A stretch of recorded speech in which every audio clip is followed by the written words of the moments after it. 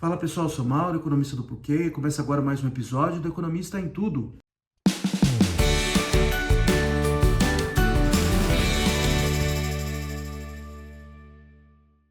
Na semana passada, o Senado Federal aprovou uma proposta de emenda constitucional, uma PEC, que é a PEC 1, que já foi chamada pelo ministro Paulo Guedes de PEC Kamikaze. Por que PEC Kamikaze? Porque ela dá mais um golpe, na verdade, nas contas públicas do governo federal. Não só nas contas públicas hoje, mas na perspectiva futura do lado fiscal da economia. Tá? O que ela faz, na verdade? Ela relaxa a regra do teto dos gastos para esse ano. Então, o que o teto dos gastos faz? O teto dos gastos foi aquela regra aprovada lá no governo Temer, tá? Para segurar o crescimento dos gastos públicos no Brasil. Porque a coisa estava fugindo completamente de controle. Você olhava para frente, no futuro próximo, na verdade, e dava para ter uma ideia que o governo federal não ia ter condição de honrar seus compromissos, tá? Se a coisa continuasse desse jeito. Ou a gente ia ter um calote, ou ia ter inflação alta permanentemente. Então foi colocada uma regra ali para tentar segurar o crescimento dos gastos públicos. O que a PEC 1 está fazendo, ela está relaxando essa regra para esse ano, que é ano eleitoral, para abrir um espaço de 40 bilhões além do teto. Então, não só compromete a situação fiscal, porque você vai precisar fazer mais dívida para pagar por esse recurso a mais não sai do nada, você vai ter que fazer mais dívida. E além disso, é mais um golpe nas regras fiscais e é mais uma sinalização ruim para o futuro mesmo, para o perfil dessa dívida que começa a ser vista mais arriscada. Tá? Principalmente esse recurso, é para gastos sociais, tá? Para transferências sociais. Tá?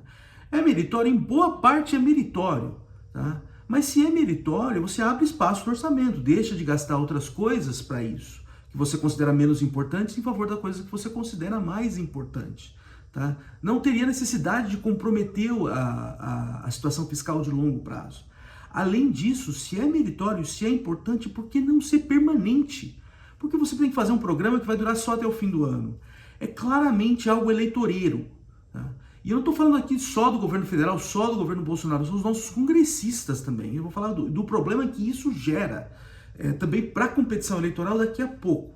Tá? Então você tem um efeito direto de você ter que aumentar a dívida. Aumentando a dívida, o perfil da dívida se torna mais arriscado. Tá? Os investidores que financiam a dívida do governo federal começam a olhar duas vezes e falar assim, olha, o negócio agora está mais complicado. Tá? E algumas pessoas desistem de investir, outras pessoas começam a demandar um juro mais alto. Tá? Então é isso, risco maior da dívida equivale a juro mais alto. Tá? E bate com o que a gente está observando. Então não é uma coisa que vem de hoje. Tá? É uma coisa que vem de alguns meses já, com relaxamentos das regras fiscais. Tá? E com isso, subida no risco do Brasil e juros mais altos. Então a primeira coisa que a gente pode ver disso, o reflexo disso vai estar no juro mais alto, tá?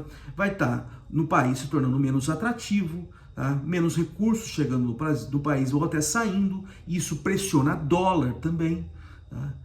Que por outro lado pressiona a inflação. Então o outro lado disso aí, quando você relaxa as regras fiscais, a regra fiscal ela garante a estabilidade de preços de longo prazo. Tá? A credibilidade do Banco Central, ela não faz milagre, você precisa de um fiscal minimamente arrumado, uma perspectiva desse fiscal minimamente arrumado. E um relaxamento das regras fiscais vai contra, então dificulta ainda mais a tarefa do Banco Central em manter a estabilidade de preço. E o reflexo disso vem na inflação. Tá? Então essas duas coisas estão ligadas. Tá? Então não é, como eu estava dizendo, não é só a conta hoje, é a perspectiva para o futuro. Tá? Por quê? Porque toda hora, como é que o governo fez, como é que foi feito isso no Congresso? Como é que foi feita a amarração na lei, tá? Na PEC? Foi criado um estado de emergência. Tá? Por quê? Porque não pode aumentar gasto social em ano eleitoral, que fere a lei eleitoral, e além disso não poderia aumentar o gasto por causa do teto. Como é que se passou por essas duas regras? Foi criado um estado de emergência. Em função de quê? Em função da guerra da Ucrânia e em função do aumento mundial dos combustíveis. A gente já teve aumento de preço de combustível antes. Não foi feito o estado de emergência para isso. Foi usado o estado de emergência recentemente por causa da pandemia, que era uma coisa completamente diferente do que a gente já tinha visto antes. Tá? Mas em função de preço internacional de produto, assim, já aconteceu antes. Tá? E não foi criado o estado de emergência. Tá? Então, basicamente, o que eu enxergo disso é assim, você consegue agora criar estado de emergência para tudo. Tá? E você consegue fazer o que quiser, mesmo em ano eleitoral. Então, abriu-se uma caixa de Pandora. Tá? Qualquer coisa agora que você quer aumentar gasto, passar por fora das regras fiscais e regras eleitorais, estado de emergência, porque sempre vai ter alguma coisa ruim acontecendo no mundo. Tá? Então, isso é uma sinalização ruim de que as regras fiscais não valem mais nada. Tá? Na verdade, a gente já sabia meio que isso antes, porque o governo já vem fazendo relaxamento das regras, o governo e o Congresso, né? As regras fiscais há um tempo. Tá? Mas agora, basicamente, chutou o balde de vez. Então, é isso, a perspectiva futura para as contas públicas é muito ruim. A tarefa do Banco Central em garantir a estabilidade de preços. Então, isso aí, uma hora vai gerar um custo. Tá? Outro problema que isso traz é o seguinte, eu expando o gasto hoje, e se eu quiser garantir alguma estabilidade no futuro, eu vou ter que cortar gasto no futuro. Tá? Então, isso aí gera o que a gente chama de ciclo eleitoral. Você dá uma aquecida na economia hoje, aumentando os gastos, tá? E aí no futuro você vai ter que fazer um ajuste, ou você tem que aumentar imposto, ou você tem que cortar gasto. Isso faz com que a economia esfrie. Então você gera ciclos na economia. Tá? Melhor ser uma coisa mais estável. Mas com isso você gera ciclos, e o que é uma coisa que é ruim também, tá? Você gera mais instabilidade, tá? Gera mais volatilidade na renda das pessoas, na perspectiva de emprego e assim por diante. Tá? Outro problema que isso traz, que eu vejo um problema ainda maior, é na questão de competição eleitoral. Tá? Você está dando uma vantagem muito grande aqui para quem controla a máquina. Tá? Para quem está no poder, não só na presidência do país, mas também os congressistas que estão ali vão ter que tentar se reeleger. Tá?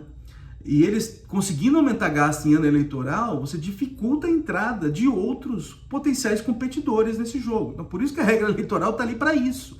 Tá? Mas quebrando a regra eleitoral, você também gera um problema para a competição eleitoral. Tá? Porque toda vez agora no futuro vai ter um jeito de aumentar gasto em ano eleitoral, aparecendo algum estado de emergência, algum problema no mundo, e aí você faz com que quem esteja no poder, quem esteja no controle da máquina, tenha essa vantagem desproporcional, que é uma coisa ruim para a competição eleitoral, é uma coisa ruim para a democracia. Bom, o que vem depois agora? Agora esse projeto vai para a Câmara, assim, no Senado, a votação foi assim, absurda em favor do projeto, tá? Só teve um voto contra.